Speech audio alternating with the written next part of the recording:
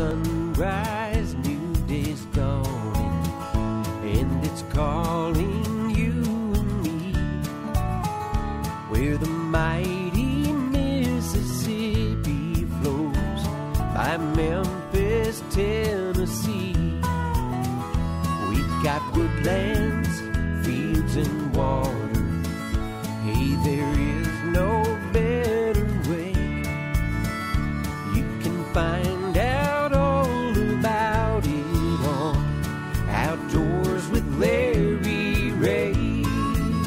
Make some time, take a family, ask a friend, but don't delay.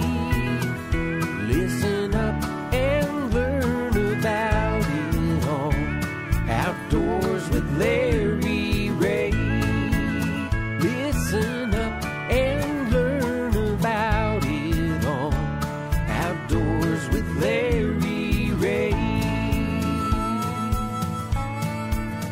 Good Saturday morning and welcome to another edition of the award-winning Outdoors with Larry Ray. Brought to you proudly by the Tennessee Wildlife Resources Agency. Now, here's your host, Larry Ray.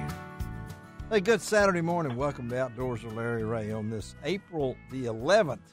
As time marches on in these rather challenging times, and that means that Shelby McCall and myself are in studio, as we have been since the COVID-19 has upset all our world activities. But Shelby is here, and I'm here, and, of course, this is second Saturday, and we actually have the dynamic duo themselves, not in studio, but by phone, and that is Ron Wong. Good morning, Ron. Good morning, Larry. How are you? I'm doing great, and also John Gordon is here. Good morning, John. Good morning, Larry. Let's talk a little bit, guys, before we hit into the meat of the show. And folks are really, I hope you can stick around this morning because we've really got some interesting guests. I think you're going to find out a lot about what's going on fishing-wise in the world. I know the turkeys are out there. I haven't got one yet, 14 hours so far, and I've seen 2, and 6 deer, and 2 squirrels, and 1 box turtle. Okay, but I have not given up, so I will be out there probably later on today. The weather has changed a lot of things, but I want to talk John because, John, a lot of times this is so we've had some news come out of Washington about the U.S. Department of Interior Secretary David Bernhardt announcing a new proposed rule to expand hunting and fishing opportunities to Americans by opening 2.3 million acres to public access. As I got this from as a release from DU out of their Washington office, and the comment that Adam put, we always like to get extra land, but this also means a lot for DU because it's also land for hunting, fishing, other recreational, and 97 national wildlife refuges. So anything positive out of Washington is good, right, John? Oh yeah, Larry, it always is. And that's a big step right there. Over 2 million acres, you have to think about what that could mean for people around the country. Just more opportunities to get outdoors on lands that have been close to hunting for quite some time. So it's really a great thing. And also, and before we get over to talk a lot of fishing with Ron on this show, I got John, and I want to hit him up on some things because I know I saw where DU is now. Once a week, they can't throw your parties. You guys know how to throw parties. Even Ron knows that. I mean, DU knows how to throw parties and raise money.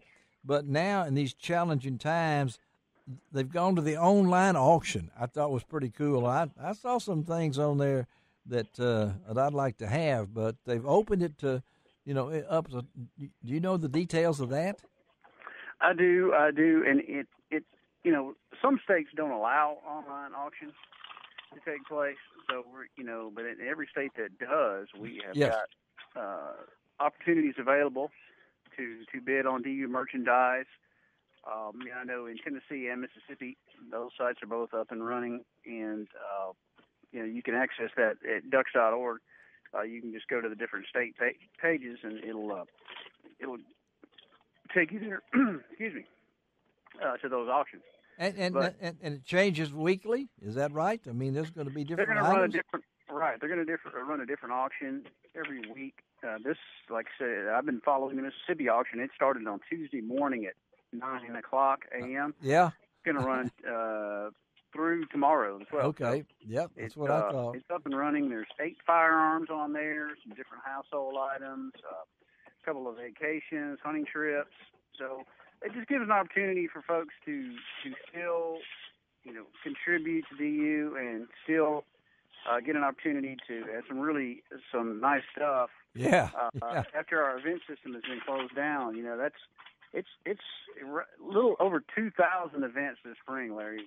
We're going to lose because oh my goodness, of COVID-19. So yeah, it's just we're trying to do whatever we can to offset the loss of those events, and this has been a really great way to do it. It's got to be, and I know I got also to think about waterfowl. Missouri has set their dates. I don't have Tennessee's as of now. Maybe they'll get them out here with the commission meeting and all the. I don't know how they're doing these things. Mississippi, but Missouri, where a lot of people listening to this radio show head to southeast Missouri and do a lot of duck hunting, and so I'm going to tell you the South Zone. The South Zone, November 26th through 29th and December 7th through 31st. That's in the South Zone in Missouri. Bag limit still same, 6 ducks with species restrictions. You know what those are, but I want to give you those dates. Also, they've set the geese dates are in there too, and you can go to lroutdoors.com.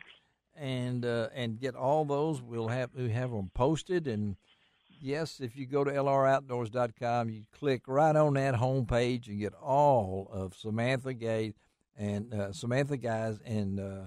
Ron Wong's wonderful interviews from the Classic. They're right there on the homepage now, and so and you can also look and see. Yes, I am wearing a mask on the homepage. Guy Trebo's got us all in masks, and I saw. You know what? Go ahead. I was going to bring you into that because I saw another 7-pound bass, just a measly 7-pound bass that Ron had caught this week, and he was well masked.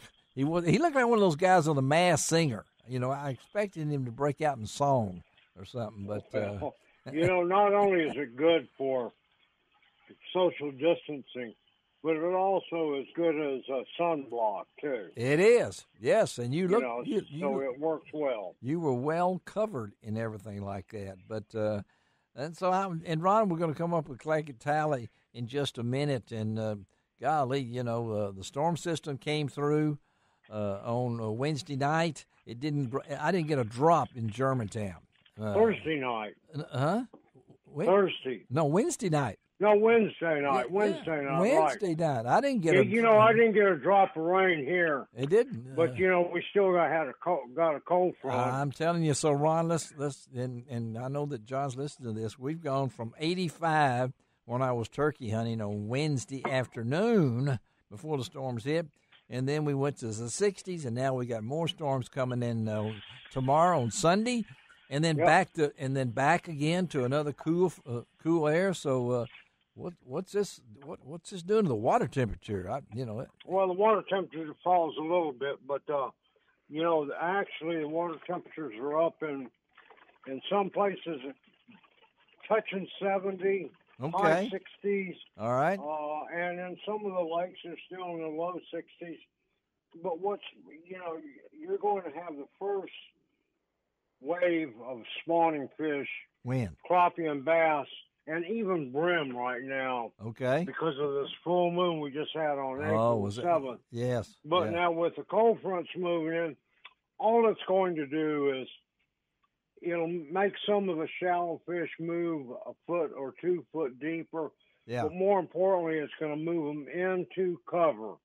And when they move into cover, you just fish slower and fish tight to the cover, whether it's a brush pile, logs, rocks, grass, clumps, or anything like that. Okay. The fish are going to be in it. just fish slower and fish into the cover like that. Now, you've been the pictures. Everybody says it's the same fish. I know it's not. Ron's he might have been. He might have put it back and caught it again. But I know that you've had some real success lately. And somebody asked me, well, what's he using? So I think it'd be a good time to let our listeners know. We've told them what they might do, but maybe some a good trick, a new bait, or what are you using to catch them big bass? Right now, because of what they're doing, it's spawning season. You got to fish slower, fish shallow, and the biggest tip I can give anybody is to be quiet and fish slow. Slow down. There's no use in zooming around with your trolling motor on high or anything. But soft plastics are working very, very good right now. Okay. Because you can put it in where the heavy cover is, where the fish are going to be. Something like a Strike King game hog or a rage bug that works real well. Okay. Or you can take a Senko or a Yum Dinger, put it wacky style, and fish it over a bed and catch fish. Wacky. That's a great way to catch fish. There's still fish moving, and for those moving fish, a thunder cricket, there you go, or a rattle trap, or a KVD 1.5 shallow crankbait will work well. So the fish are actually pretty good right now, and some fish are now even the bass are hitting topwater baits like a whopper popper or a buzz bait. I love it. It's pretty amazing. I love you. But on a cold front day, slow down. Use your soft plastics. I love you, Ron. Nobody else, and he has no notes in front of him. John, John, you listen to that. He just it comes out of it like he just pops up in the morning, isn't it, John? I mean, that's true. I mean, Ron is he's a fishing savant. I think. We got to remember that. Yeah, a fishing savant. Oh, I like that. Yeah. Okay, let's take a break after we've. I hope all of you have written that down, but the man knows his stuff. Let's take a break, and we're going to talk a little bit more. We're going to switch over to the Tennessee River, over at Pickwick Way, and another guy that keeps up with fishing really good over there is our good friend Clay Talley. So we're going to talk to him and be right back on Outdoors with Larry Ray.